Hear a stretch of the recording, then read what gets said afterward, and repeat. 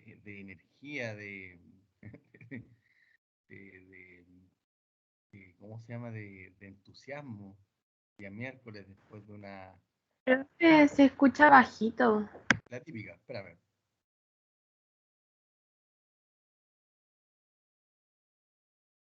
espérame un poquito.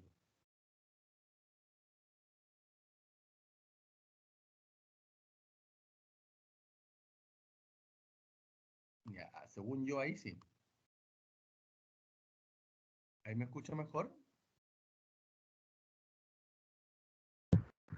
Sí, profe, un poquito mejor. Un poquito mejor. Y ahí yo creo que voy a tener que acercar un poco más el micrófono, ¿o no? ¿No? ¿O sí? Bernardita, por el amor de Sí, Dios y la Virgen Santísima. sí, profe, sí. Maravilloso. Voy a dar un par de minutitos para que se conecten nuestros compañeros. Pero ¿cómo han estado ustedes? ¿Cómo has estado tú, Bernardita, todo esto? Bien, igual como que el hecho de que tiraran cuarentena, o sea, no me sorprendió, pero igual como que me bajoné el hecho de saber que estamos como todos encerrados. Sí, ha sido como, no sé si decir la palabra brutal. Yo creo que hay gente que lo ha pasado más mal todavía. Pero es increíble, por decirlo así, el concepto de pandemia. Yo nunca en mi vida había vivido una pandemia, yo creo que ustedes tampoco. Y todas las características, por lo tanto, asociadas a esto, es algo que estamos vivenciando. Usted tiene una cuestión como a nivel mundial, la cuestión de las vacunaciones como la única estrategia como para poder retomar entre comillas, normalidad. Gente que ha perdido el trabajo, gente que ha fallecido.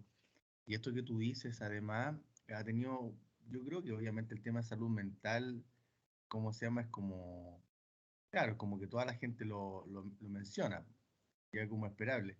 Y lo que pasa también es que a veces yo te diría que cuando uno habla de salud mental, una de las cosas que no sé si decir cómo se invisibiliza, pero es que no estamos teniendo como contacto interpersonal, me refiero como más contacto con nuestros amigos o amigas, y en el caso de ustedes, por ejemplo, que llegaron a estudiar a una universidad y no han podido conocer a sus compañeros, como esa falta de experiencia concreta, por decirlo así, desde lo social, sin duda que tiene un impacto. Lo que pasa es que a veces la gente cuando habla de salud mental solo habla como de cómo se siente, digamos, como de lo que le pasa como por dentro de ellas. Pero se olvida muchas veces la gente de cómo esto nos ha impactado en la interacción que nosotros teníamos. Esta cosa, por ejemplo, de hacer un cumpleaños, ya, o de verse con los amigos para o hacer un asado, qué sé yo, eh, ver a los abuelos, que a veces también algunos han tenido que estar más aislados, producto de que si hay algún tipo de contagio, claro, es un grupo de alta vulnerabilidad frente al COVID. Entonces, ese aspecto te diría yo, Bernardita, que uno siempre habla como del estar encerrado, pero por cierto, bueno, además que invierno, algunas personas y algunos de ustedes incluso ahora deben estar acostaditos, por ejemplo, escuchando la clase. Y está bien, pero cuando uno no tiene que hacer cosas para el trabajo, para estudiar, juntarse con otras personas era parte de nuestro bienestar, pues, y eso claramente no está, y por lo tanto te diría yo que para todos ha sido más agotador. Por último, uno salía a reírse con alguien, qué sé yo, pero hasta uno con los vecinos está conversando con cierto grado de desconfianza, y todo es producto de esta cosa de la pandemia. Así que, ¿qué te podría decir, Bernardita? Que cualquier cosa, obviamente, que quieras como conversar conmigo o que con los estudiantes quieran como conversar o plantear algún tipo de inquietud o qué es lo que se puede hacer, bueno, tratemos de realizar algo por acá dentro de la paradoja de que la gente no quiere estar más conectada. Sin embargo, en este momento nuestras pocas formas de comunicarnos es vía el computador, es vía el celular, es vía online. Como la paradoja, pero es lo que, no, es lo que nos queda. Salvo que pudiéramos hacernos cartas, pero se pueden demorar las cartas en llegar. No sé si quieres como opinar algo más, Bernardita, o alguno o alguna más de ustedes quiera opinar algo más. respecto de este tema no hay ningún problema, todo lo contrario. Yo creo que es bueno hacerlo, digamos. No, profe, o sea, por mi parte no, igual se agradece mucho como la instancia de hablar estas cosas porque igual por lo general uno se conecta a la clase nomás, po. O sea, Claro. típico que hola, están bien, gracias, pero igual como que no se habla de esto, igual es bueno yo creo, porque o sea, el contexto en el que estamos viviendo todos igual, pues.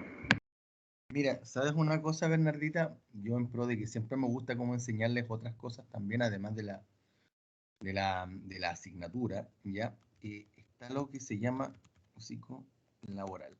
Mira, ¿habías escuchado hasta ahora que vas en la carrera de que existen diferentes menciones, digamos, como la forma de trabajar como psicólogo? Estamos los psicólogos clínicos, por ejemplo, están los psicólogos educacionales, están los psicólogos comunitarios y también están los psicólogos laborales o también denominados como psicólogos organizacionales. ¿Lo habías escuchado, Bernardita? Sí, profe. Mira, lo que yo acabo de escribir ahí en el chat es lo que se conoce con el nombre de riesgo psicolaboral, que es lo que hoy día los psicólogos laborales han estado haciendo muy activamente en pro de cómo la gente está cansada y está agotada de la pandemia, de trabajar así, de tener que entre trabajar y educar a sus hijos porque tienen que estar como en el mismo espacio, adolescentes o niños que no se quieren conectar, en fin, está rudo el panorama que todos conocemos. Entonces, hay una parte de la psicología laboral que se conoce con el nombre de riesgo psicolaboral, que como dice el nombre, tiene que ver con cómo el mundo del trabajo puede impactar el ámbito psicológico, la salud emocional, nuestro funcionamiento cognitivo, qué sé yo, la motivación para hacer ejercicio, lo puede impactar. Y lo que hacen estos psicólogos han propuesto el concepto de ventilación emocional, que involucra que uno tiene que dar espacios para que la gente, por ejemplo, lo que estoy haciendo yo ahora, es hablar un poco del tema, po. ¿Sí? Si todos no vamos a poder cambiar en este momento el tema de la pandemia. Uno puede dar charlas de motivación, qué sé yo, pero en general la resolución grande del tema no está todavía, más que, por cierto, el tema de la vacunación, que todos estemos vacunados y que ya podamos salir a las calles, ya todos vacunados. Entonces, bajo esta lógica, lo que tú estás haciendo, Bernardita, y lo que yo también estoy haciendo, es lo que se conoce con el nombre de ventilación emocional. Y una de las cosas que se está haciendo harto como aplicación de ejercicio es lo que se llama la relajación dia- diafragmática, que tiene diafragmática.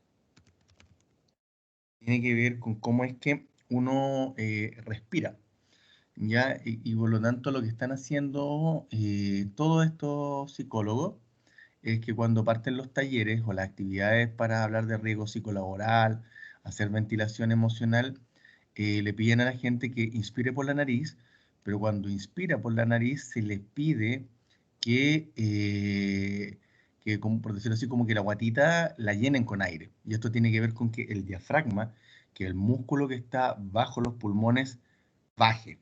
Y por lo tanto, cuando baja, los pulmones tienden a adquirir más aire y con ese movimiento en general lo que va haciendo es que el cuerpo humano tiende por un lado a oxigenarse mejor, se relaja un poco más en términos de que se produce una mayor relajación muscular, ¿ya?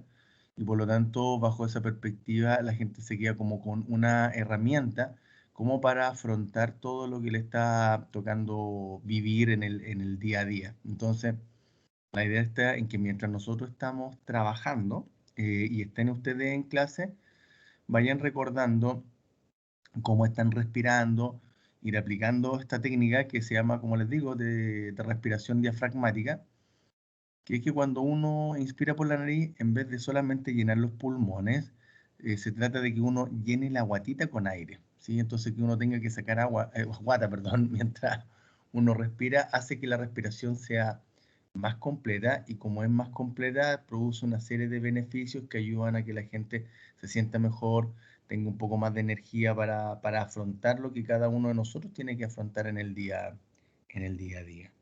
¿Qué te parece, Bernardita? ¿O qué les parece, chiquillos, chiquillas que están conectadas a lo que les estoy hablando? No estoy hablando de memoria propiamente tal de procesos psicológicos, sino que el que hablemos un poco de lo que nos sentimos corresponde a lo que se llama como ventilación emocional, que es una estrategia que están usando los psicólogos laborales en los talleres que dictan para las diferentes empresas o gente que está trabajando, y donde la idea está en que puedan aprender a poder relajarse, entre comillas, relajarse, pero sí que se oxigenen más para de esta forma tener más energía, estar más, digamos, como lúcidos en términos de funcionamiento cognitivo, para así afrontar las cosas que nos están pasando en el día a día. Así que se los comento, si lo quieren buscar y leer, ya yo creo que es lo mejor que pueden hacer, porque en general, por lo menos desde mi experiencia como estudiante de psicología de acá de la U Central, si ustedes me preguntan, yo les diría que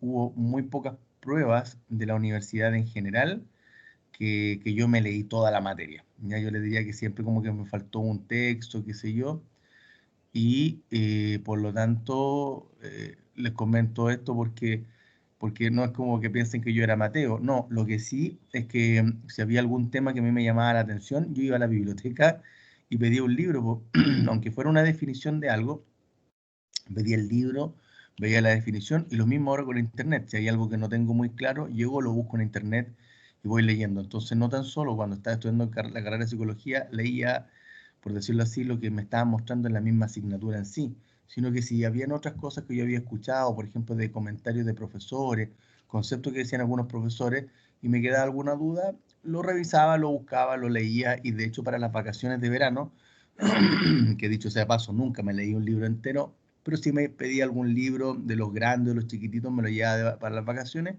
y aunque leyera el índice, o aunque leyera una parte de un capítulo, sí, curiosamente después en el tiempo me he dado cuenta que lo que hacía era fomentar la tendencia a la autoformación, en este caso a seguir formándome, a seguir aprendiendo, y me he dado cuenta con el tiempo de que no ocupa espacio, sino que todo lo contrario me permite no tan solo hacer, creo yo, mejores clases, sino que también atender a los pacientes y a las pacientes que tengo que atender, lo hago de mejor forma. Así que les paso estos datos, creo que es bueno que lo lean y se van a dar cuenta de que incluso hasta van a estar aprendiendo un poco de psicología laboral. Eso pues, chiquillos, eso, chiquillas, algo más que quieran como comentar antes de retomar nuestra materia de procesos psicológicos, y en particular con lo que es memoria. No, profe, se pasó, oiga, usted que sabe harto, profe. Bueno, no sé Profe, tanto, pero trato de acercarlo. Dígame. hoy día no íbamos a revisar la prueba. Pero es que usted tiene muy buena memoria, po. Sí, pues vamos a revisar la prueba en el segundo bloque, ¿ya? Ah, ya, Vamos a bueno. terminar de avanzar algunas diapositivas ya con respecto a la materia, y así después vamos a destinar el espacio para revisar la alternativa y revisar la prueba, digamos, que como yo les dije, es una instancia de formación. Así que tienes muy buena memoria y eso te va a ayudar en la vida más de lo que crees. Así que, bueno, aprieto play, comienzo con la materia, un poco lo que habíamos estado hablando. Gracias, gracias por sus sentimientos. Me activan mucho más para todo este día y lo que me queda hacer en la semana. Miren, chiquillos, miren, chiquillas. A ver, varias cositas que les pueden ir ayudando, y mucho. Miren, el modelo de Atkinson y Shiffrin, que tiene que ver con las fases y con las etapas que tiene en este caso la memoria, ¿ya? Es, como yo les decía, uno de los más usados hoy día en la literatura asociado al estudio de la memoria. Esto se los comento en particular debido a que, como ustedes han visto en prensa, el Alzheimer y por lo tanto la preocupación por el adulto y la adulta mayor, ya, es una política pública que requiere, por lo tanto, de que uno vaya formando recursos humanos, vale decir, los recursos ustedes como estudiantes, para cuando tengan que trabajar el día de mañana, y si les gusta el abordaje de adultos mayores, lo puedan hacer ya manejando algunas cosas. Y el tema del deterioro del cerebro, producto del paso del tiempo, es dentro de lo que se conoce con el nombre de las demencias, y un tipo de demencia es el Alzheimer, ¿ya? Y por lo tanto, cuando ustedes tengan que leer información sobre el tema de Alzheimer, se van a encontrar con esta sigla, con la memoria a corto plazo, con la memoria de largo plazo, ya que son como las estructuras que van, en este caso con nosotros, con respecto de este modelo teórico, ¿ya?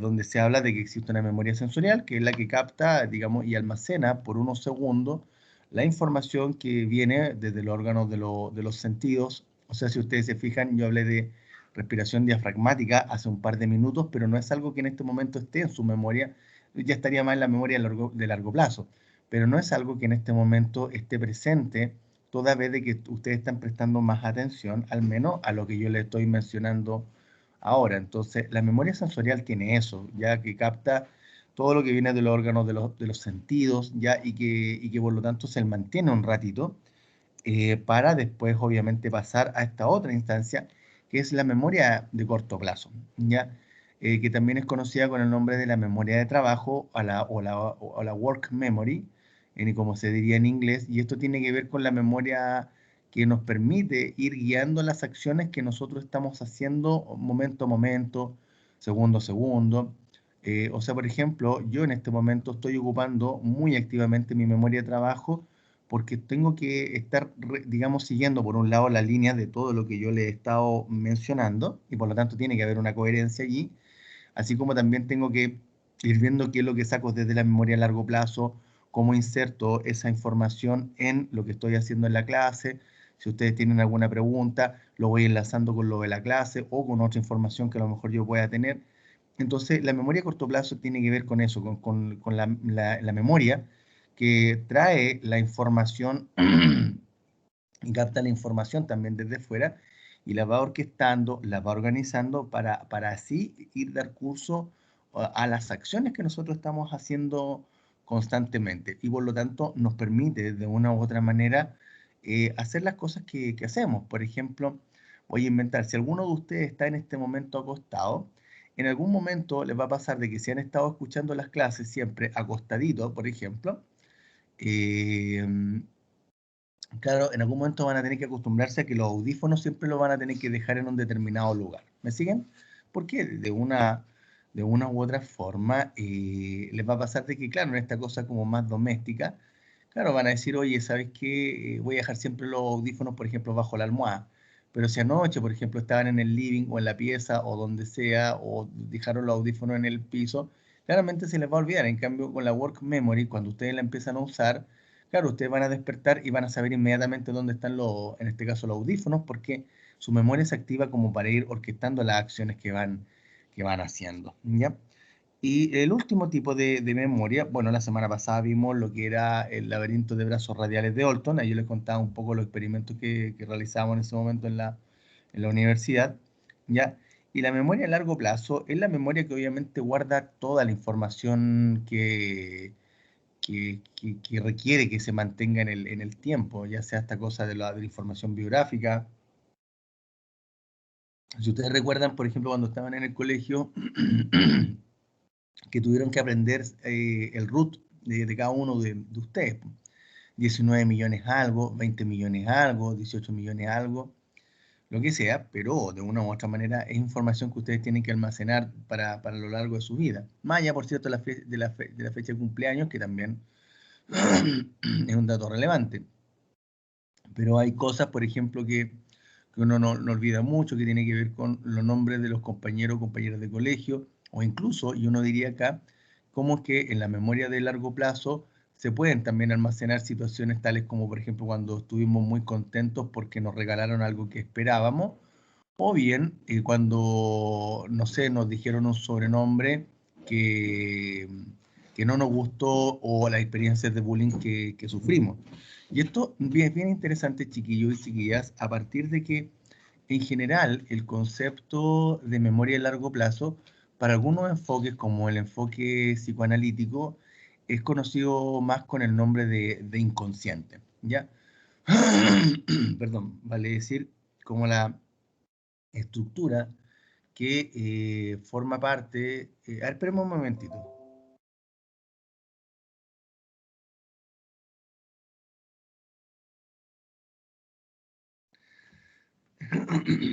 Esto tiene que ver, como yo les decía, con esta cosa de que el concepto de inconsciente es el área que almacena las experiencias más dolorosas, como diría Sigmund Freud, ¿ya? Donde vamos guardando muchas veces experiencias traumáticas, qué sé yo, pero son en general son las experiencias dolorosas, de acuerdo a lo que menciona la literatura psicoanalítica. Estos enfoques, por ejemplo, el modelo de Atkinson y Shiffrin, no usan el concepto de inconsciente. Ya ellos hablan de memoria de largo plazo. Y acá se produce un elemento bien interesante, chiquillas y chiquillos, cuando uno empieza a ver qué tipo, en este caso, de memoria o qué es lo que está atrás de almacenar nuestra experiencia. Lo cierto está en que cuando uno comienza a mirar lo que le diría como, ¿cómo decirlo? Las reflexiones, las situaciones más bien clínicas, ¿ya? Uno comienza a ver de que a veces las personas no recuerdan las cosas que pasan porque hay fallos a nivel de la memoria de largo plazo cuando uno quiere recuperar la información o bien cuando uno la estaba guardando. A lo mejor uno, no sé, qué sé yo, uno estaba memorizando la definición de procesos psicológicos, por ejemplo, y lo que pasó es que mientras la memorizaban, ustedes a lo mejor estaban pendientes de la televisión o a lo mejor con algún problemita personal. Y obviamente, claro, la información no quedó bien guardada porque de una u otra manera los procesos atencionales estaban más divididos entre el problema personal y lo que ustedes estaban estudiando. Por lo tanto, quizás la información en la memoria de largo plazo no quedó tan bien registrada, ¿ya? Sin embargo, sin embargo, los psicoanalistas hacen notar de que esta información de igual forma puede quedar guardada, ¿ya?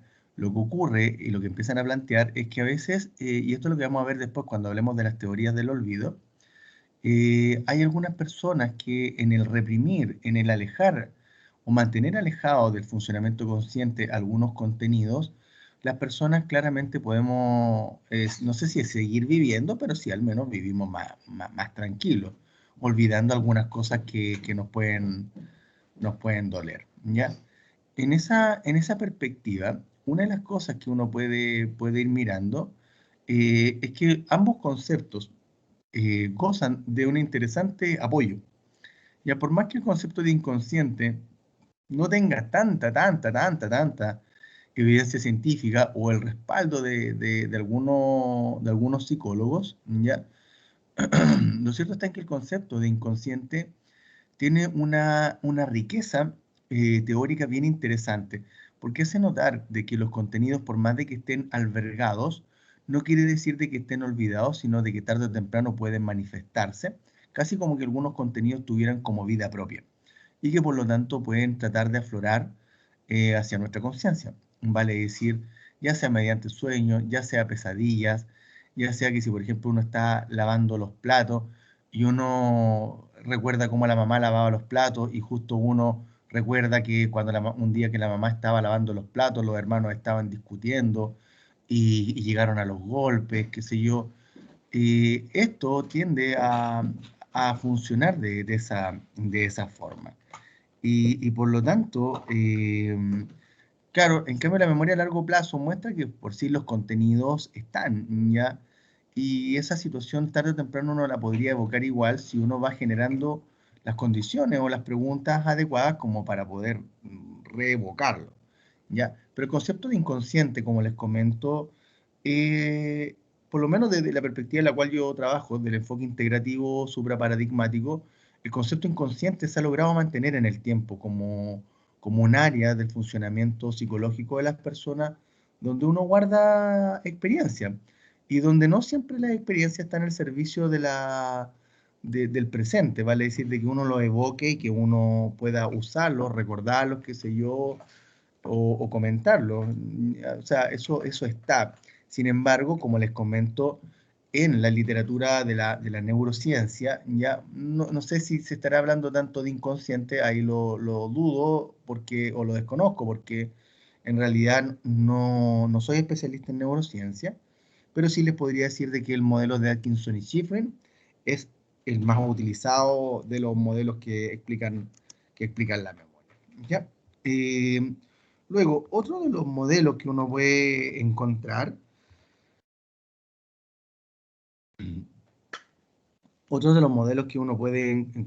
es el modelo de Craig y Lockhart, ya que también en esa década plantearon teorías acerca de la memoria.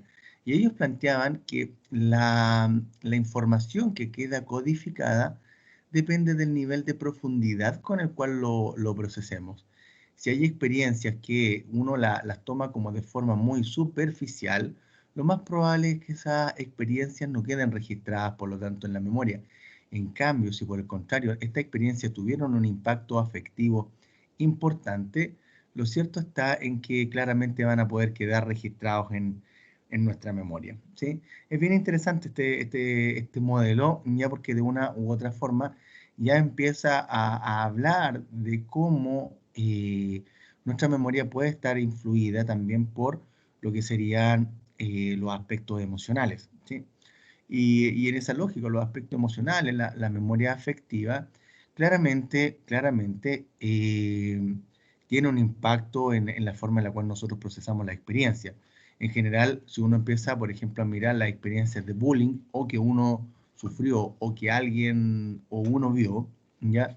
Lo cierto está en que uno ve que eso, el molestar a alguien o reírse de alguien, genera un impacto afectivo y por lo tanto cuando la gente evoca o los pacientes recuerdan las experiencias de bullying, lo cierto está en que lo viven de forma muy dolorosa, con un impacto bien importante en su identidad, un impacto bien importante en su autoestima, y en algunos casos puede activar ideación suicida e intencionalidad suicida. Entonces, las experiencias de bullying no son cualquier tipo de experiencia, pero claro, ese tipo de situaciones la gente por más que a veces la quiera olvidar y la puede guardar, lo cierto está en que a veces el escuchar de nuevo ese sobrenombre puede evocar mucho de las experiencias que tenían guardadas, y eso tiene que ver en parte con que ese tipo de experiencias no fueron tomadas o procesadas de forma superficial, sino que también fueron procesadas de forma muy, muy profunda, sobre todo en la etapa de adolescencia, en la cual uno está dependiendo mucho de la estructura física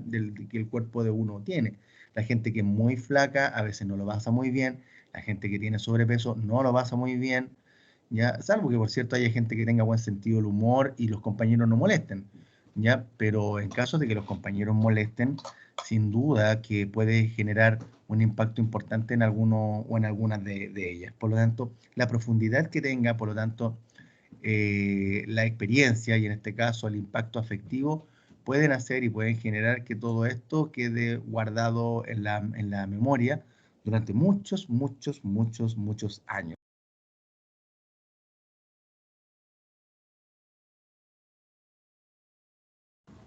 Profe, se silenció. ¿Desde cuándo estaba silenciado? Hace poquito dijo muchos, muchos, muchos años. Ya, ya, bueno, va que raro que se haya bloqueado uno. Vaya a saber uno a lo mejor si fue un acto fallido y yo estoy olvidando mi experiencia de bullying y así como que las muteé. Vaya a saber si a lo mejor fue eso. Miren, formas de medir la memoria. En general, dentro de la estrategia que hay con respecto al tema de la memoria, siempre uno habla del recordar. Palabra bien bonita en el fondo, porque el recordar es bien interesante cuando uno recuerda las cosas agradables, bonitas. Si uno recuerda, por ejemplo, y esto es bien interesante, la otra vez lo conversábamos con unos amigos que conocí en la universidad, no lo he podido ver producto de la pandemia desde hace ya un año. La cosa es que hablábamos esta cosa de que en los seres humanos, cuando vamos a la playa, se estimulan muchos procesos de autorreflexión. Es esperable que la gente cuando está frente al mar empiece a reflexionar, empieza a mirar su vida, empieza a tratar de como de recargar energías, como que entra en un proceso de autodiálogo bien interesante. Y mira el mar, ustedes van a mirar que la gente se acerca al mar sola muchas veces, o de la mano con sus hijos, y mira el sol, el mar, qué sé yo. Y claro, entonces el recordar efectivamente tiene que ver claro, con esa perspectiva como cosa muy buena. Pero también el recordar cosas más dolorosas, cosas que no han dolido, qué sé yo, desilusiones amorosas, discusiones, claramente nos pueden ir impactando. Pero ahí uno habla del recordar, que tiene que ver con lo siguiente, con que uno evoca, con que uno trae a la actualidad situaciones pasadas, ¿ya? Uno rescata lo que está como guardado, no, nada estando afuera que en este caso como que, por decirlo así, nos active algo, pero sí, uno es capaz de traer a la actualidad cosas que uno ha vivenciado. El reconocer, en cambio, es un poco diferente porque en el fondo, y tal cual como en una prueba, por ejemplo, de alternativas, uno tiene que usar en este caso, la memoria para distinguir o reconocer entre las alternativas correctas, o sea, entre las alternativas, perdón, que están allí en la prueba, cuál es la alternativa correcta. El reconocer, por lo tanto, involucra que uno tiene un plus o un conjunto de opciones en las cuales uno tiene que reconocerlas. Y esto, por ejemplo, chiquillos, no sé si ustedes han visto series o películas donde muestran que en Estados Unidos, cuando ponen a diferentes personas en una muralla y las víctimas por el espejo tienen que reconocer y decir quién es la persona que cometió el delito o les robó o cometió el homicidio, y ellos, en este caso esta persona, eran testigos. La cosa es que, claro, la investigación ha mostrado que ese método hollywoodense es muy entretenido verlo, pero en general lo que tiende a pasar, según la investigación, es que hay un porcentaje de víctimas que tiene bloqueada esa experiencia y que por lo tanto tiene muchas dudas respecto de cómo era la cara de las personas que lo asaltó, y por lo tanto se pueden equivocar. Y equivocarse involucra que esa persona, que puede ser inocente, la pueden encarcelar durante varios años. Entonces, en este proceso, por lo tanto, cuando uno ve estas películas hollywoodenses, claro, uno ve ahí el reconocimiento, ya esta cosa de que uno tiene que ver estos estímulos y uno tiene que, la información que uno tiene en la cabeza, aplicarla a estos estímulos y ver cuál es el que corresponde o cuál es el que se está buscando, ¿ya? Y otro de los que aparece, que es bien interesante, es el del reaprendizaje, que tiene que ver con cuánto tiempo nos demoramos en volver a aprender algo que previamente habíamos aprendido, valga la redundancia. En esta lógica, el reaprendizaje involucra que conductas que nosotros aprendimos, por ejemplo, si aprendimos a andar en bicicleta y nos volvemos a subir a una bicicleta, bueno, ahí vamos a ver el nivel de la memoria, en el sentido de que si nos demoramos poco en reaprender, claramente nuestra memoria es espectacular porque en el fondo no requirió de mucho tiempo como para que volviéramos a reaprender las cosas que estamos haciendo. Esto es muy habitual cuando la gente tiene que dar examen de grado, por ejemplo, en las diferentes carreras que tienen que estudiar. Y claro, a veces tienen que estudiar o los 5 años de la materia o bien a partir de un temario y de materias que vieron desde primero, desde segundo año, en fin. Por lo tanto, claro, uno lo ve como algo bien amenazante. Sin embargo, claro, cuando la gente tiene muy buena memoria, en general ese temario casi se transforma como en un repaso. En cambio, para otras personas que tienen algún tipo de, digamos, como de, no sé si decir de fallo de la memoria, pero que sí su memoria no funciona tan rápidamente, ¿ya? Lo cierto está en que obviamente va a tomar mucho más tiempo en tratar de incorporar esos conocimientos que, si bien ya lo había visto, no es solo un repaso, sino que literalmente es volver a aprenderlo. Esto pasa mucho, por ejemplo, chiquillos y chiquillas, con la gente que estudia Derecho, ya que pueden pasar años que no han dado su examen de grado.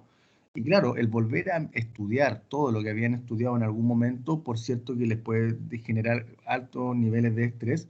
E incluso cuando ustedes vayan al campus, ya cuando volvamos a presencialidad, van a fijarse donde está la fotocopia, muchos carteles de gente que ayuda a preparar desde lo psicológico los exámenes de grado para los estudiantes de Derecho. Van a ver cartelitos que dicen manejo del estrés para tu examen de grado, técnicas de relajación para el examen de grado.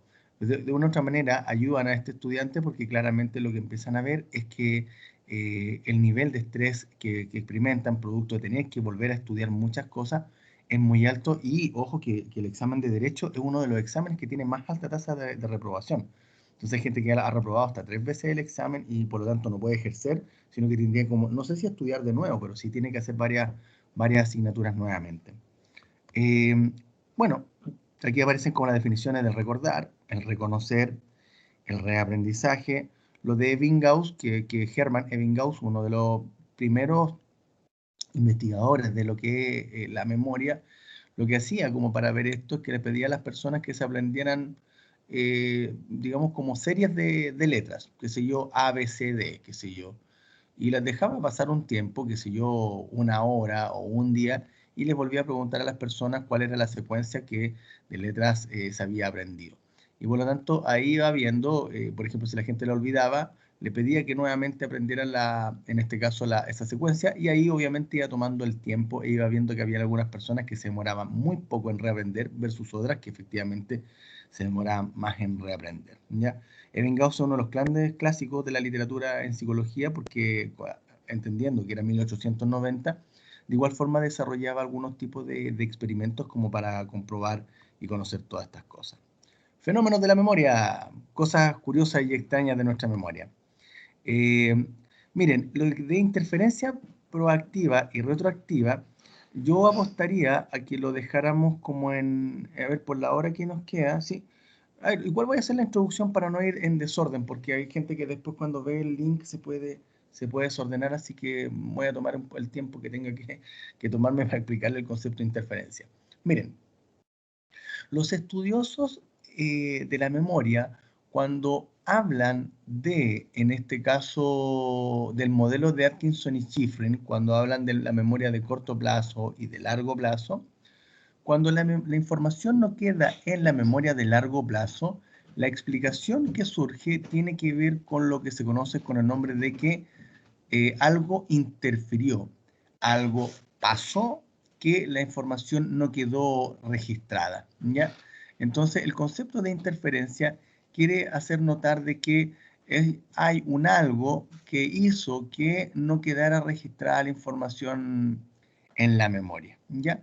Y en esa lógica, en respecto de lo que es la interferencia, lo que plantean estos autores tiene que ver con que, el material nuevo que uno está incorporando en este momento afecta lo que ya estaba previamente guardado y por lo tanto lo que previamente estaba guardado se olvida, o al revés, que lo que previamente nosotros tenemos guardado puede afectar lo que nosotros estamos aprendiendo en este momento.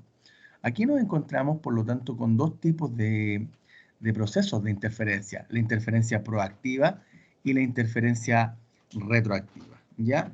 La interferencia proactiva lo que nos dice tiene que ver cuando lo que nosotros previamente habíamos aprendido influye en lo nuevo y uno no aprende lo nuevo nomás.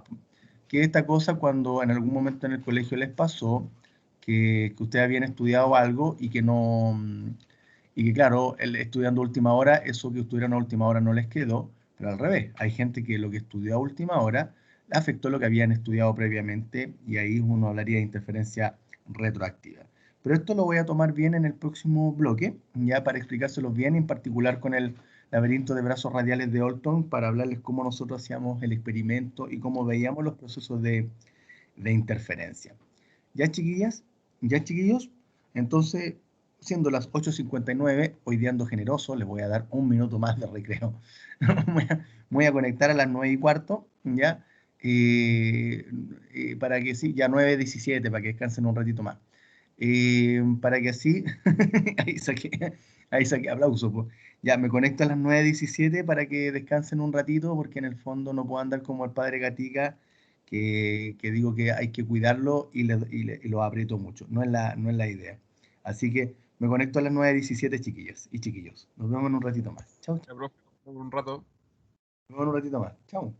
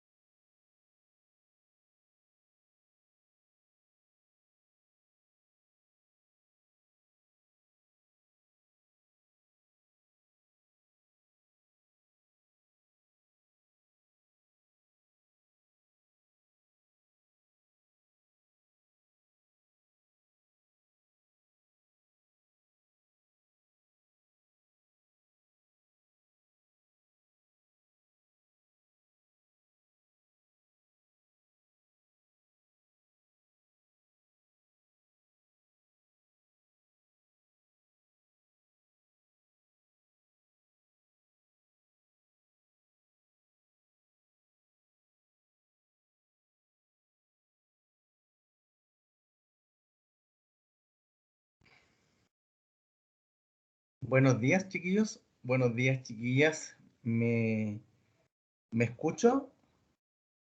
Sí, profe. Sí, Maravilloso. Maravilloso. Pero déjeme responder. Dame.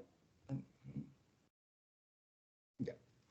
Ya, bien, perfecto, porque como me cambié de locación, como siempre suele pasar los días miércoles, y además que ayer el internet anduvo medio raro, entonces podía como, obviamente, como fallar la comunicación, pero ahora me escucho, así que... Bien, pues para que comencemos el segundo bloque, veamos un poquitito de materia antes de revisar la prueba, para ir como alternativa por alternativa. Así que, nada, pues voy a volver a retomar lo de interferencia, salvo que alguno de ustedes quiera hacer algún tipo de pregunta con respecto a lo que estamos viendo.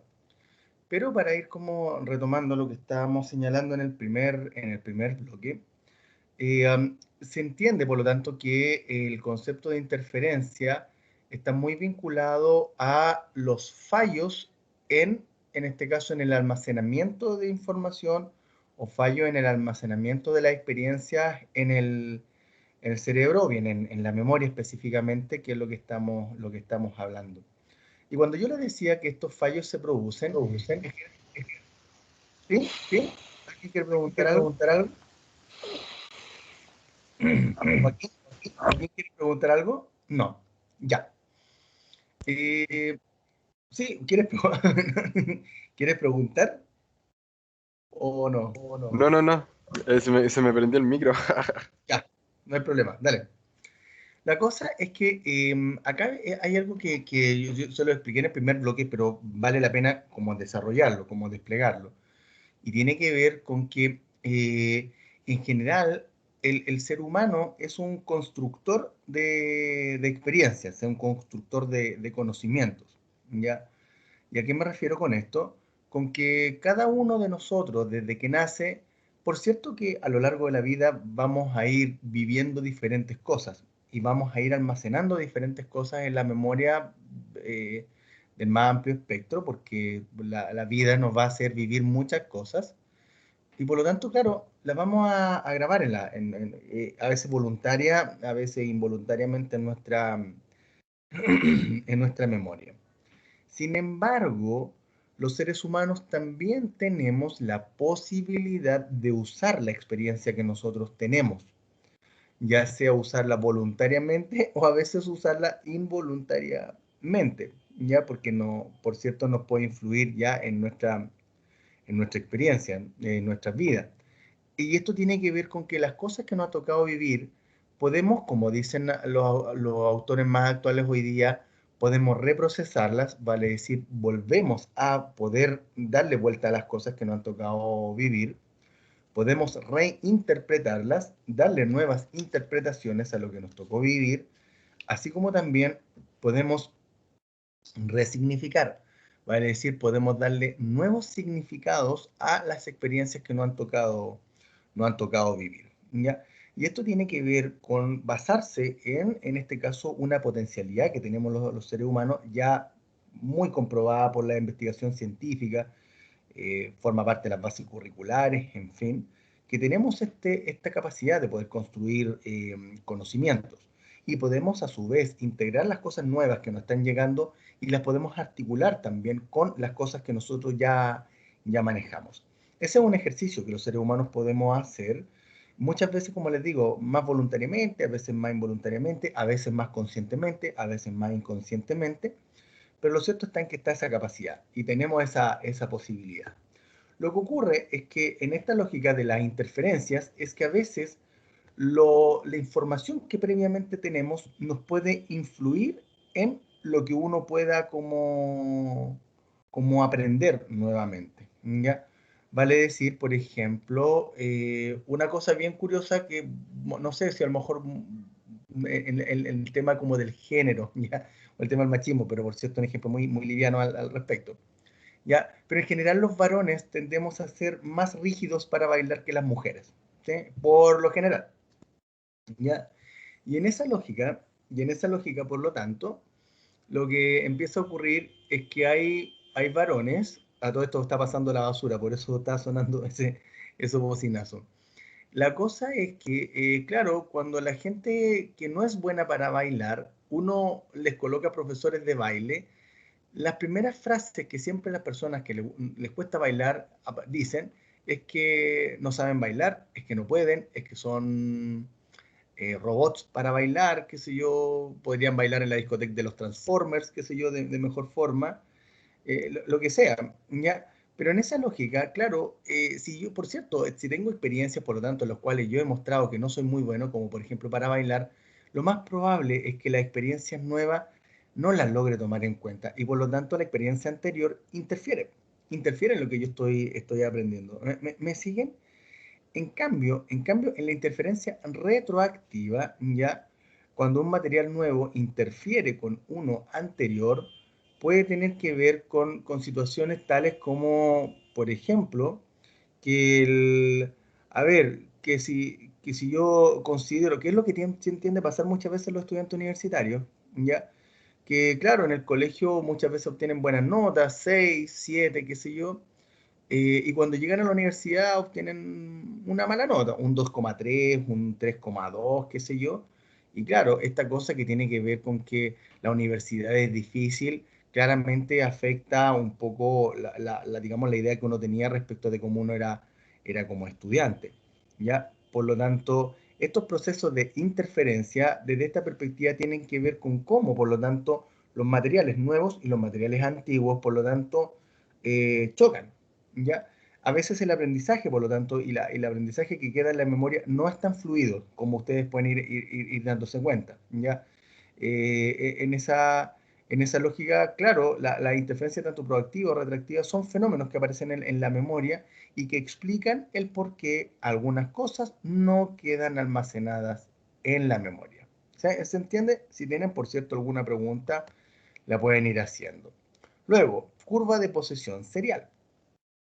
¿Esto por qué dice como curva? Porque es como digamos, a ver, ¿cómo decirlo?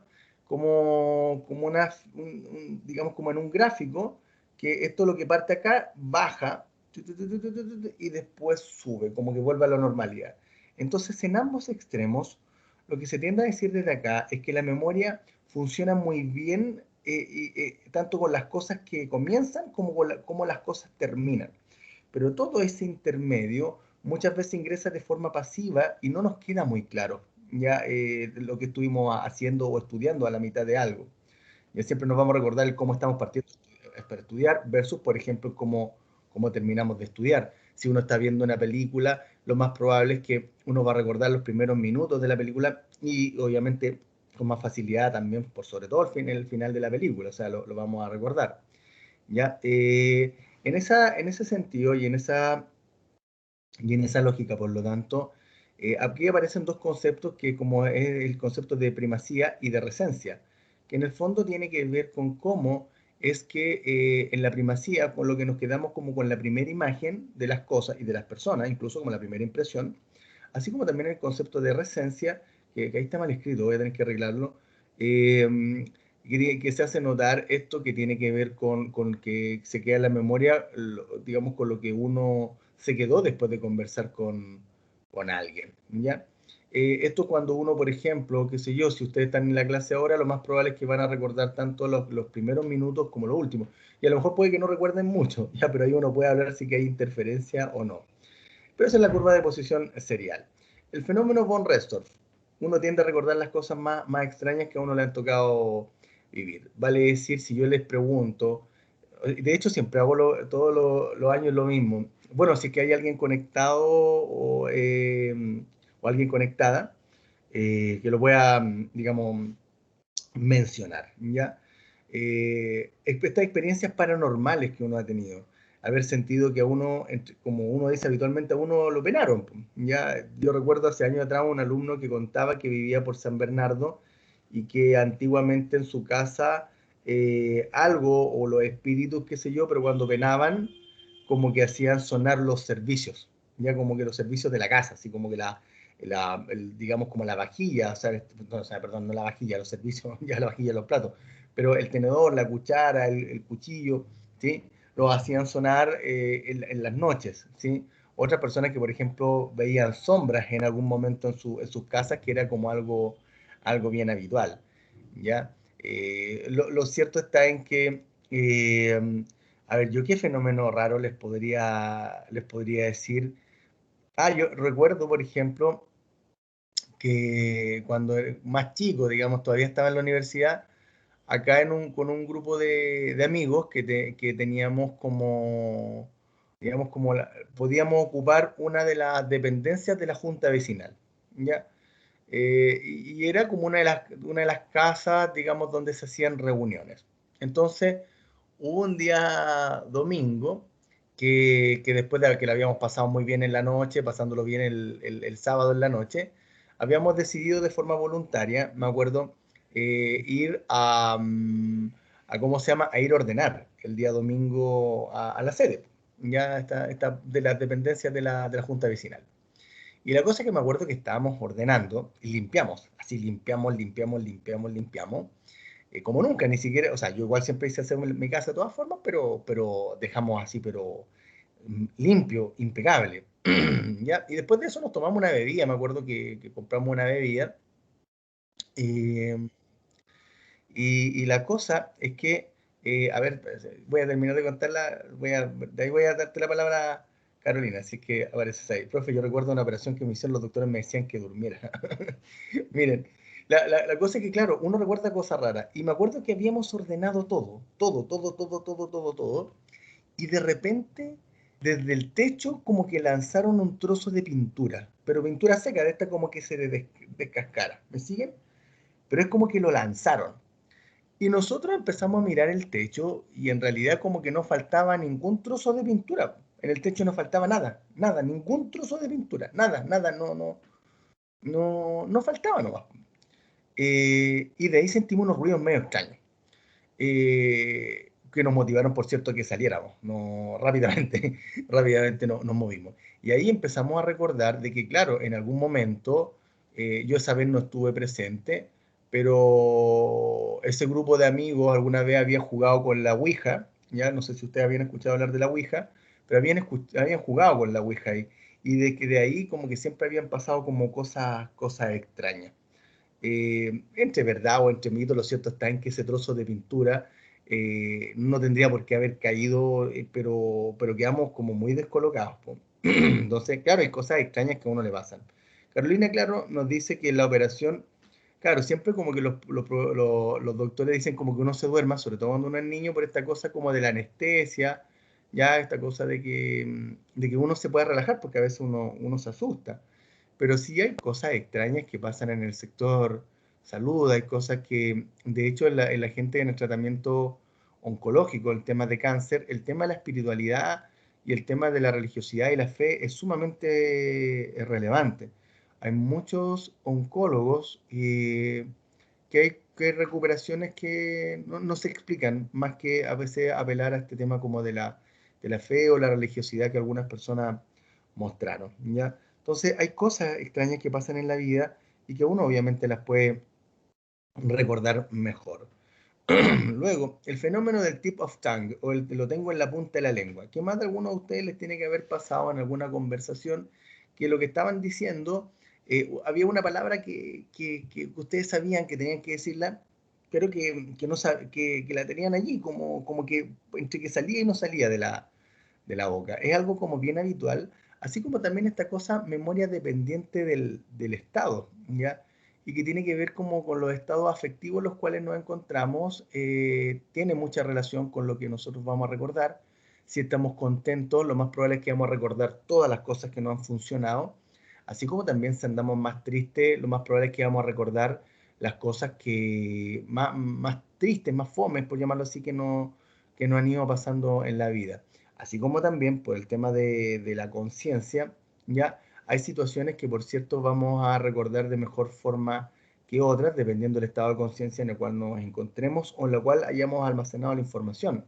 Fíjense, por ejemplo, yo una de las cosas que hago con los chiquillos cuando están en la universidad o están en el 2x1, ya cuando están haciendo tercero y cuarto o primero y segundo en un solo año, que muchos de ellos tienen algunas, no sé si llamarle como malas costumbres, pero sí esta cosa de que a veces antes de ir al colegio o antes de entrar a clase en la universidad, fuman marihuana, por ejemplo, que no sé si decir que es habitual, pero sí pasa, digamos, y ahí siempre ha pasado. La cosa es que los aprendizajes que se producen cuando la gente está bajo los efectos de la marihuana, cuando está volada, ¿ya? Resulta de que cuando la persona no esté volada, lo más probable es que no va a recordar muchas de esas cosas, pero si vuelve a fumar, lo más probable es que lo va a recordar.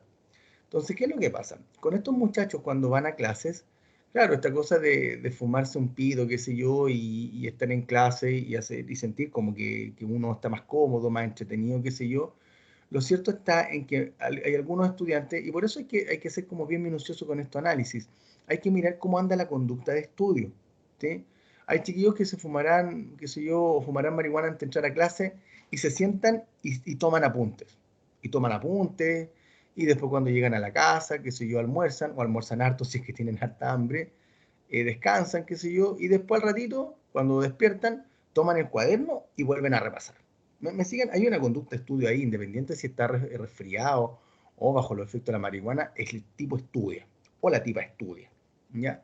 Hay otros que no, o sea, la conducta de estudio en algunos chiquillos está muy debilitada, entonces el que se fumó un pito y dijo, ya, sí, ahora voy a tomar apunte, y empezó a escribir, y mientras escribía se daba cuenta de que a veces no tomaba bien apuntes, que a veces se puede poner a pensar en otra cosa, que se puede reír, qué sé yo.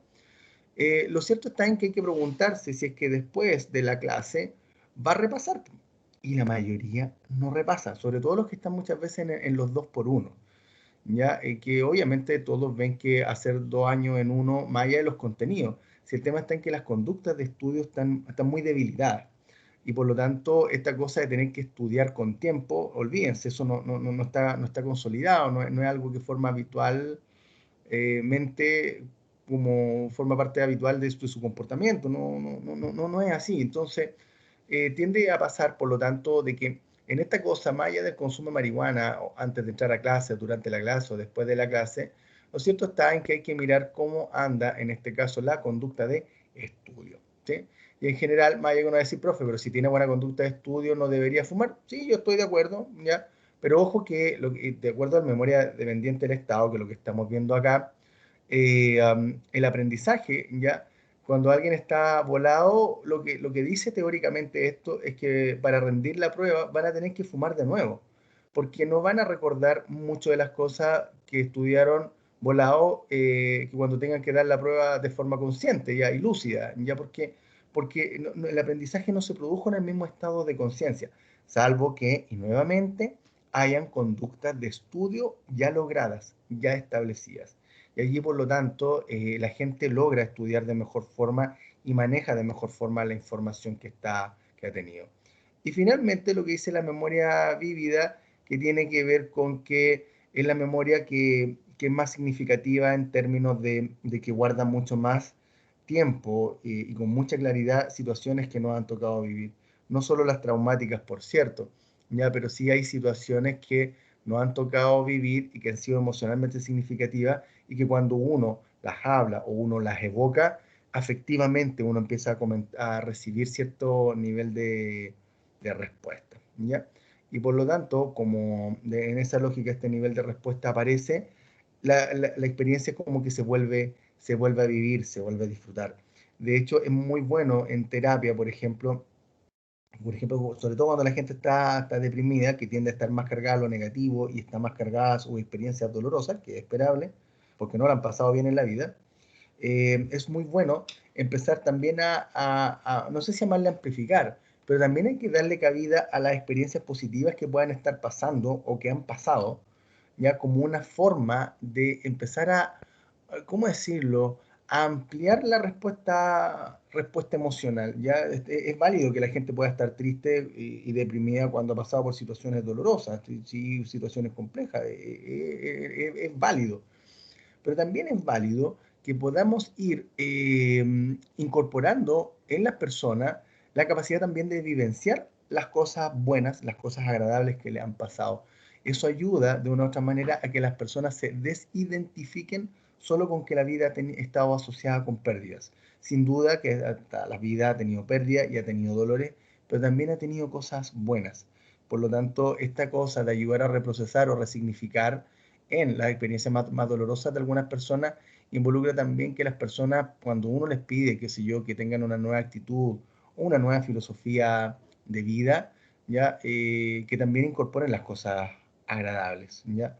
Por lo menos en esta cosa terapéutica, y más allá de hablar del yin y el yang, de esta parte más bien humanista, y esta cosa de que todo lo positivo tiene algo negativo y todo lo negativo tiene algo positivo. Pero lo cierto está en que la vida hay que balancearla y esta cosa debe tener que el equilibrio espiritual, como diría Freddy Turbina, involucra que le demos cabida a los procesos afectivos, tanto buenos como malos, dolorosos como agradables, y sepamos guiarlos, sepamos manejarlos como para poder vivir mejor, chiquillos y chiquillas, ¿ya?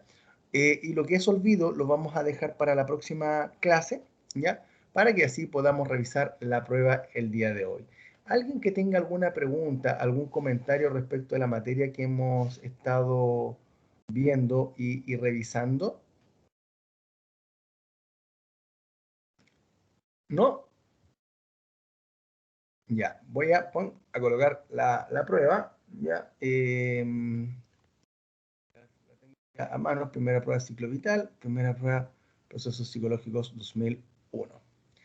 Ya chiquillos, ya chiquillas, vamos a revisar la primera prueba de procesos psicológicos como parte como les digo, de la formación de ustedes como estudiantes, que es necesario que ustedes conozcan de lo de la prueba, y en particular porque la idea está en que esto también se transforme en un proceso de retroalimentación y de refuerzo en este caso, de lo que ustedes estudiaron, que probablemente lo pueden haber olvidado, que es esperable. Ya es esperable que esto ustedes lo hayan olvidado, ¿ya? Y así que vale la pena, por lo tanto, repasarlo. Miren, la prueba tenía alternativas y desarrollo, ya que, por lo tanto, entre comillas, es una prueba más completa, ¿ya? Antiguamente yo solo hacía pruebas de alternativas, estoy hablando del año, a ver, los primeros 5 años que yo hacía clases ya en universidades, y resulta de que algún momento gente me dijo, profesor, ¿por qué no hace también o agrega algo de desarrollo? Porque a mí no me va bien en la alternativa, y es justo que también haya, en este caso, como alguna respuesta de desarrollo, ¿ya? Y por lo tanto la agregué. Así que en ese sentido es como una prueba bien balanceada, ¿ya? Luego, respecto de las preguntas de alternativas, ¿sí? Lo que vamos a ir leyendo una por una, ya la idea está en que podamos ir corrigiendo algunas ideas que a lo mejor pueden haber quedado un tanto incorrectas. Así que vamos a ver esto que tiene que ver con la recorrección. Entonces, vamos con la primera, cuando dice la introducción de procesos cognitivos como explicación de la conducta es producto de, ¿ya? Y lo que nosotros vimos tenía que ver con que cuando el enfoque conductual apareció, ¿ya? Y propuso que uno estudiara la interacción del organismo con el ambiente, lo cierto está en que digamos, como esa partida científica para estudiar el comportamiento de las personas, ya dejaba de lado lo que internamente las personas pudieran como experimentar. Y por lo tanto, cuando dejaba de lado lo interno, también dejaba de lado la existencia de procesos psicológicos tales como la memoria, la percepción, ya la sensación, la atención y concentración, la emocionalidad, que por cierto se venían estudiando de hace varias décadas. Por lo tanto, el que se incorporara los procesos cognitivos para la explicación de la conducta empezó a surgir no tan solo por temas de cambios culturales y de movimientos sociales, sino que tiene que ver por necesidades explicativas, ya porque en el fondo el explicar todo a partir de solamente la interacción con el ambiente dejaba de lado una gran parte de los seres humanos que tiene, y dice ese que tiene que ver con lo interno, con lo subjetivo. Por lo tanto, hoy día nosotros podemos explicar procesos que tienen que ver con el envejecimiento y el Alzheimer. Podemos explicar, por ejemplo, esta cosa de la baja percepción de riesgo que hoy día la población chilena está teniendo en relación al fenómeno COVID, ¿ya? Y el tema de que hay gente que no se quiere vacunar por diferentes motivos, pero lo cierto está en que hay una baja percepción de riesgo y la gente como que se nos ha olvidado, entre los cuales me incluyo, si bien no evito salir, pero me sumo también al saco de que se nos puede olvidar en algún momento que nos podemos contagiar Y claro, si estamos vacunados, el impacto del virus va a ser menor, pero no sabemos a ciencia cierta cómo nuestro cuerpo va a reaccionar. Lo cierto está en que por lo menos familiares que yo tengo que trabajan en hospitales me han dicho que la gente que está llegando es justamente, la mayoría al menos, la gente que no se ha vacunado, ¿ya? Entonces, por lo tanto, la alternativa C es de corresponde a la pregunta número 1, ¿ya? Oigan, a todos estos chiquillos y chiquillas, como no estoy viendo, digamos, el Teams, porque estoy viendo solamente el Word, ¿ya? Lo cierto está en que si me van a preguntar algo, les pediría que activaran el micrófono, ¿ya? Porque no tengo la posibilidad en este momento de estar como leyendo muchos de los comentarios. De hecho, no, profe, hay que ver ese comentario de Joaquín, ya. Luego, 2. De acuerdo a lo visto en cátedra, se puede afirmar lo siguiente en relación al ser humano. Ya, si bien en un comienzo se le entendía como un organismo que respondía hacia el ambiente, ya, que esto es lo que decía el enfoque conductual, en la última década se le entiende como un sujeto que además es capaz de intervenir y modificarlo. Y eso es así, por lo menos cuando explicamos esta cosa de cómo es que nosotros podemos interferir o influir en nuestras vidas, es que el organismo también puede alterar el ambiente. Ya cada uno de nosotros puede modificar su ambiente o al menos está en potencialidad. Ya eso es así. Luego, al momento, alternativa 2 romano, de estudiar al ser humano, se deben considerar aspectos tales como las emociones, contexto sociocultural, biología, historia individual, etcétera. ¿Ya? Y claro, es así lo que nosotros hemos hablado sobre todo y hoy día ha quedado muy en tela, o sea, no en telejuicio, perdón, pero muy en evidencia, y de hecho esto que también se viene afirmando hace décadas, si no es nada nuevo, pero de cómo es que el contexto, la época histórica, el entorno social y educativo en el cual nosotros estamos y vivimos y nos desarrollamos, influye en cómo nuestros procesos psicológicos también se van a seguir desarrollando. Nuestra memoria a nivel universitario se desarrolla mucho, nuestra capacidad intelectual también aumenta mucho su rendimiento. No sé si aumenta el coeficiente intelectual, pero sí aumenta el rendimiento ya. En fin. El 3 romano, el ser humano como organismo surge y se desarrolla según las posibilidades que la estructura biológica que le puede ofrecer, claro. Hemos hablado constantemente del cerebro, del sistema nervioso, y cómo es que a partir de eso, esa es nuestra base a partir de la cual nosotros nos vamos desarrollando. Por lo tanto, esa alternativa también es correcta. La visión del ser humano que hoy día que se tiene hoy día, ¿ya? ¿Puede cambiar en el futuro conforme se continúen realizando investigaciones? Sí, por supuesto que pueden ir cambiando porque en general siempre la evidencia y la investigación científica nos va mostrando nuevos modelos y nuevas teorías, por lo tanto, sin duda, pueden ir cambiando muchas de las cosas que nosotros manejamos hoy día en el futuro, ¿ya? Y un ejemplo de la evolución que ha tenido el ser humano como concepto se puede encontrar en autores como Sigmund Freud. Claro, Freud planteaba una cosa que tenía que ver con el ello, el yo y el superyo. Y hoy día, en términos de la investigación clínica, la mayoría de los enfoques no hablan del ello, del yo y del superyo, sino que hablan de sistemas self, hablan de organización de significado personal, desde el tema por racionalismo, en fin, los enfoques siguieron avanzando.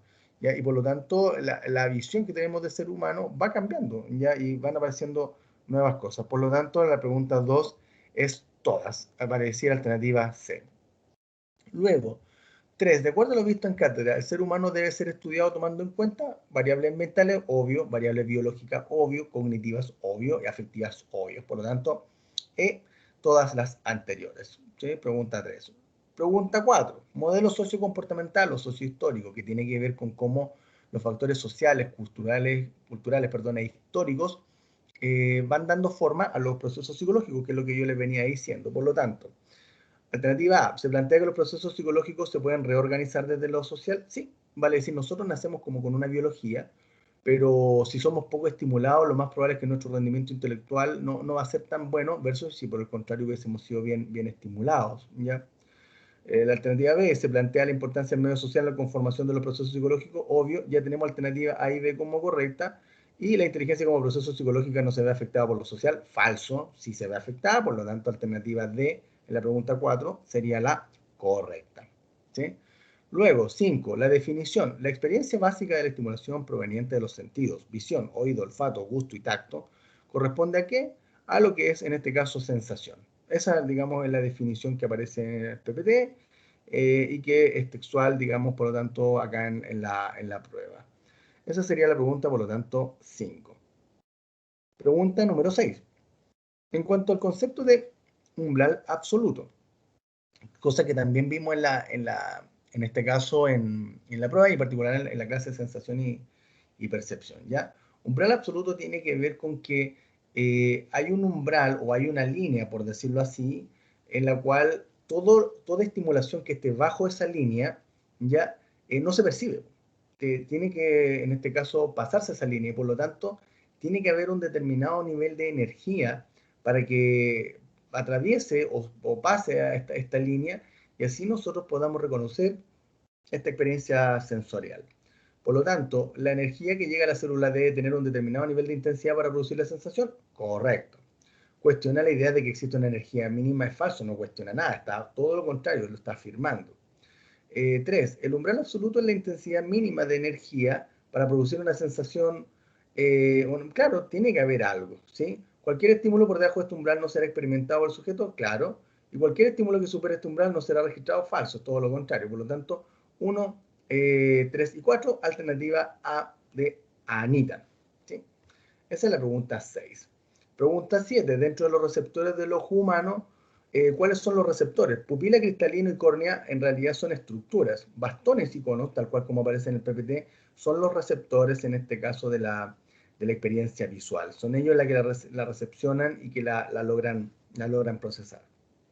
Luego, 8. El enfoque del ojo que se lleva a cabo debido a que la lente del cristalino, o el lente del cristalino, mejor dicho, se aplana o se redondea. Y eso es el concepto de acomodación que aparece también textual del PPT. En cuanto a la visión, es posible afirmar.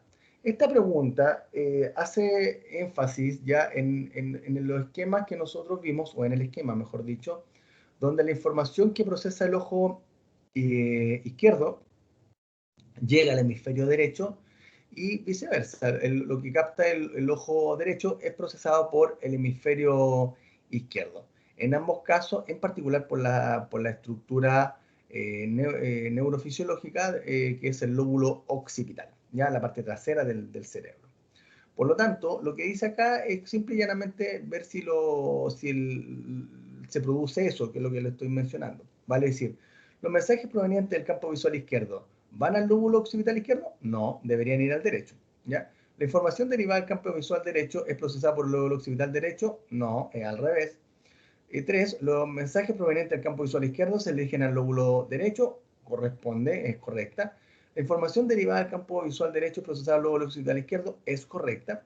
Y el campo óptico es la estructura encargada de proporcionar la energía necesaria para elaborar la imagen visual en la retina. No, ahí es donde se juntan, digamos, como ambos, digamos, como, por decirlo así, como cables, por llamarlo así, y que dan la sensación, por lo tanto, como de visión completa, ya más que como parcelada por cada ojo. Por lo tanto, en esa perspectiva, nosotros nos encontramos con que la alternativa correcta acá es la pregunta D, 3 y 4. 10. En cuanto a los receptores cutáneos, es posible afirmar. Acá, ¿para qué poner tantas dificultades? Copié y pegué, por lo tanto, los de Pacini, los de Ruffini, Krauss, Meissner y las terminaciones libres que están asociadas al dolor, tienen que ver, por lo tanto, todos y son, en este caso, receptores que se encuentran en la piel. Por lo tanto, alternativa E es la alternativa correcta. Luego, cabe afirmar en relación a la percepción. 1. ¿Es un proceso altamente pasivo? Falso. Lo que hemos hablado es que somos constructores de experiencia, de lo que nos va llegando, lo podamos ir asimilando, acomodando, como diría Piaget, por lo tanto, es falsa porque es un proceso activo. Pregunta 2, alternativa 2, Romano. ¿Como acto psicológico se encuentra influido solamente por el cerebro y el funcionamiento del sistema nervioso? Falso, porque hemos hablado de que lo social, lo cultural y lo histórico también influye. ¿Ya? 3. ¿La visión que aporta el modelo sociohistórico amplía nuestra comprensión de la percepción como proceso psicológico? Claro, lo amplía, nos hace un proceso mucho más complejo y por lo tanto la relevancia de lo que nos rodea, digamos, lo social, el entorno escolar, el acceso a salud, etc. La 4, perdón, juega un rol fundamental, lo social, en la percepción de los planteamientos del modelo sociohistórico, en términos que proporciona el lenguaje como medio para interpretar los datos entregados por los órganos de los sentidos, y eso es correcto, ¿sí? El lenguaje es un vehículo de procesamiento de la experiencia, nunca se les olvide eso, porque a lo largo de la carrera se lo van a encontrar. Y la importancia que cabe atribuirle a la influencia de los aspectos sociales es una materia de estudio falso, falso, falso, falso, falso. Por lo tanto, nos encontramos con que la alternativa correcta, 3 y 4, correspondería a la alternativa A de animal. ¿Ya? Con la A de Anita. 12. El camuflaje de algunos animales permite que estos pasen desapercibidos para sus predadores. ¿Ya? ¿Y qué es lo que pasa acá? Y esto corresponde a cuando estábamos viendo percepción también, esta cosa que tiene que ver con lo que es esta fotito que yo les colocaba del perro dálmata, que no sé si fue en este curso o en otro, que hubo una estudiante que dijo que en realidad veía una vaca, que no veía un perro. Pero en el fondo, o sea, lo que quiere decir toda esta cosa del camuflaje es que el fondo, o sea, lo que nos rodea, se confunde como con la forma y con los colores que nosotros tenemos. Y por lo tanto, eso es lo que busca, por lo tanto, en este caso, el camuflaje. Ya vale decir confundir el fondo con la figura. Y por lo tanto, la pregunta, o sea, la alternativa correcta, perdón, es la alternativa B de Bascuñán. ¿Ya? Luego, pregunta número 13. La constancia perceptual, que también aparecía en el PPT, que aparece con esta fotito de la puerta que se abre, que se cierra, qué sé yo, que la vemos en diferentes ángulos, pero asumimos que es una puerta y que tiene un volumen determinado, y aun cuando nosotros estemos lejos, la puerta va a seguir igual, ¿ya? Por lo tanto, cuando uno habla de constancia perceptual, habla de que, alternativa A, ¿los organismos percibimos la realidad siempre de la misma manera? No, no es eso, sino que seguimos teniendo la misma experiencia perceptual, aun cuando cambien los datos provenientes de los sentidos, ¿sí? Y esa sí es correcta. ¿Y que la actividad perceptiva no descansa, sino que se mantiene funcionando a lo largo de la vida? No, pero sí la D, que dice que la tendencia a percibir los objetos como relativamente estables e invariables pese a los cambios de la información sensorial. ¿Ya? Por lo tanto, uno tiene como que B y D, y por lo tanto la alternativa correcta sería la E de Eduardo. ¿Sí? 14. Dentro de los principios de la Gestalt de la organización perceptual es posible encontrar. Y los principios son proximidad, cierre, ¿ya? Y este 5 que dice similitud, que otros me decían, profesor, ¿será semejanza? Yo le decía sí, que no había ningún problema con eso, por lo tanto 1, 2 y 5 sería alternativa E. Sin embargo, hubo estudiantes que me dijeron, profesor, pero ¿sabe que nosotros lo tomamos tan literal que no pusimos similitud? Por lo tanto, también se consideró como alternativa correcta la alternativa A. ¿Ya? Y por lo tanto, A y E son consideradas como alternativas correctas en la pregunta número 14. ¿Sí? Luego, 15. La percepción dentro de los planteamientos de la cátedra. ¿Es un proceso activo y dinámico? Sí. ¿Es altamente complejo? Sí. ¿Es mediatizado por el lenguaje? Sí. ¿Surge y se desarrolla en interacción con el ambiente? Sí. ¿Juega un rol importante en la memoria, el aprendizaje, la motivación, etcétera? Sí. Por lo tanto, alternativa correcta a todas las anteriores. Por lo tanto, allí ya hemos revisado las de alternativas. No sé si hay alguien que tiene alguna pregunta respecto a las alternativas. Voy a dar un par de segundos para ver si es que alguien quiere preguntar algo respecto de las alternativas. ¿No? Perfecto. Volvemos ahora al desarrollo, que una de las sorpresas que a mí me produjo aquí está, porque en el fondo era simple y llanamente describir este fenómeno del COVID asociándolo a 5 procesos psicológicos. ¿Ya? Lo que pasó, curiosamente, es que muchos estudiantes dieron una opinión, por cierto que está bien, pero no incluyeron ningún proceso psicológico. Fue curioso, porque en el fondo las instrucciones decían eso, pero no coloqué 0 puntos, por cierto, sí les puse 2 puntos o 3 puntos, dependiendo de la calidad del argumento, igual les di cabida. Pero ojo que para la próxima prueba, cuando yo pida esto, que tiene que ver con aplicar procesos psicológicos, tienen que aplicarlo, porque si no les voy a tener que poner 0 puntos, porque no están así haciendo lo que yo les estoy pidiendo en la pregunta. Sin embargo, como es la primera prueba conmigo y ustedes están por primer año en la universidad y mi rol es más formador, más que de castigador, la idea está en que igual les puse un poco de puntaje, pero deben seguir siempre las instrucciones que la prueba dice. Y por lo tanto, bajo esa lógica, esa es en nuestra prueba, esa es lo que corresponde a la primera evaluación de nuestra asignatura. Esa parte de desarrollo también corresponde a una nota. La idea está en que si tienen una nota deficiente, créanme que al finalizar el semestre, porque además que les tengo que enviar durante el día de hoy, el trabajo de la película Memento, que es lo que yo les había comentado, creo, que van a tener que ver para que así puedan revisar el trabajo. Mi idea es ver si es que lo podemos hacer durante la cátedra, ver la película. Lo que ocurre es que ahí yo no sé si el copyright se va a activar y se va a bloquear, como nos pasó, no sé si fue con este, sí, con ustedes fue o no, o con el otro curso, que yo mostré un video y la cuestión es que, o la cosa, para no decirlo tampoco académicamente, la cosa fue de que cuando subí el video a YouTube, YouTube me dijo que no lo iba a subir, porque había mostrado un video que no tenía que, en este caso, eh, yo tenía que pedir la autorización, por decirlo así como para mostrarlo. Yo me imagino que si muestro la película acá en clases, no debería, obviamente, en este caso, como bloquearse. Sin embargo, eso puede pasar. Ahora, ¿por qué pretendo verlo en la cátedra? Porque de una u otra forma ya ustedes están como con hartas actividades y la idea está en que podamos usar los horarios de la clase. Pero si hay problemas con el copyright, les voy a avisar, ¿ya? Bárbara, te escucho con toda mi atención y concentración disponible en este momento. Ya, profe, usted con el tema de los conceptos se refería a mencionarlos, relacionarlos con el tema en el ensayo. Claro, eso, Ya, eso. y después, profe, usted va a mandar como una especie de corrección porque con nuestro grupo estábamos hablando de que, bueno, tuvimos 2 malas en alternativa. ¿Ya? Igual nos preocupamos de relacionar todos los conceptos con el tema, entonces queremos saber como nuestro puntaje de desarrollo, porque nuestra nota fue un 5,8. Entonces, cada alternativa valía un punto. Pero Bárbara, por qué siempre, Bárbara, obtener lo máximo en la vida? Debes conformarte con lo que Dios te da.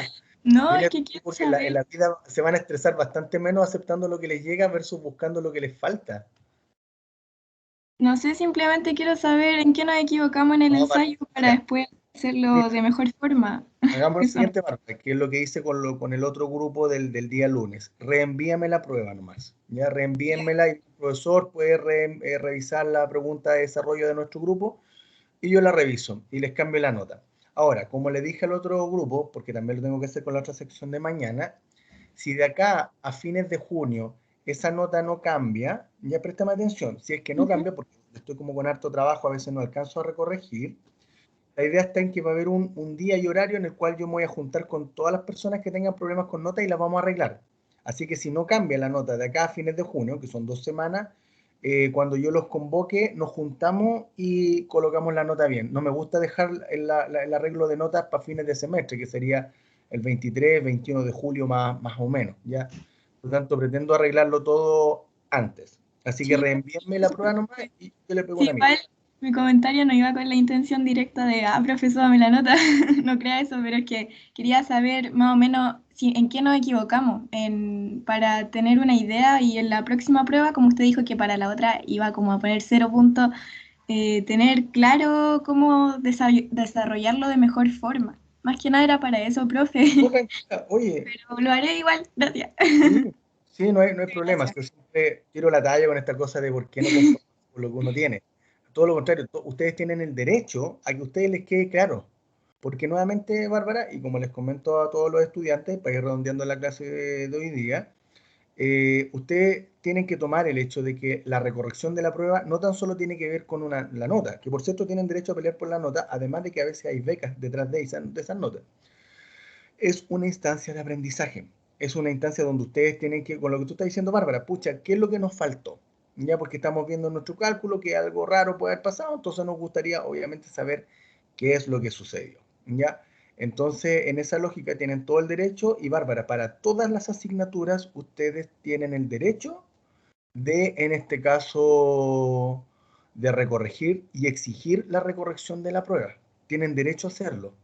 Así que con cualquier profesor o cualquier profesora, si ustedes tienen duda con la nota, deben pedirle la recorrección. Tienen todo el derecho a hacerlo. Y si la nota no cambia, que al menos te quedes con la idea de qué es lo que debería haber pasado. Así que reenvíenme nomás la prueba, Bárbara, y yo arreglo la nota o la dejo igual. Y si la veo igual, le explicaré en el correo por qué. Pero si cambia, ahí le Muchas explicaré por qué gracias. cambia. Muchas De gracias. nada. Bien, pues chiquillas, bien chiquillos, esa ha sido la clase del día de hoy. Que tengan una muy bonita semana, dentro de lo posible, por cierto. Los sigo instando a que, aunque estén cansados y agotados, aunque sea escuchen las clases online, me refiero así como de forma sincrónica, porque si no, les va a pasar de que cuando tengan que revisar los links, se le van, 2 links deben ser como 5 horas o 4 horas de clase. Y no estoy hablando de las mías, que yo sé que son súper entretenidas, didácticas y lo pasan bien.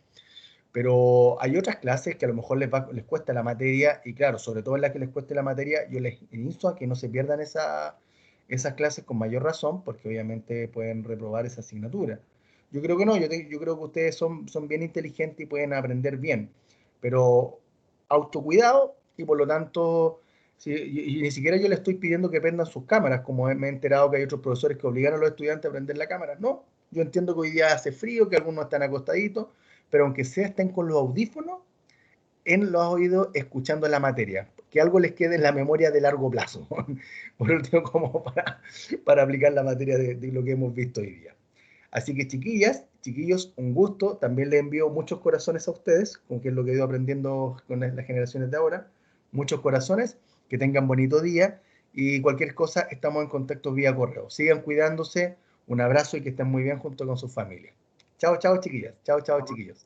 Ya. Chao, profe. Chao, profe, muchas gracias, cuídese. Gracias. Profe, gracias.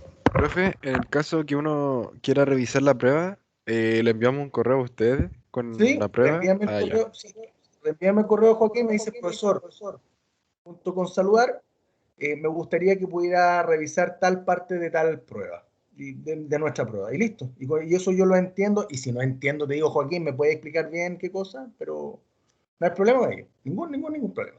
¿Ya? ¿Ya? Ya, muchas gracias, profe. Que tenga buena semana. Sí es. Chao, chao, que estén bien, chiquillas, que bien, chiquillos. Chao, Nos vemos. chao. Buena semana.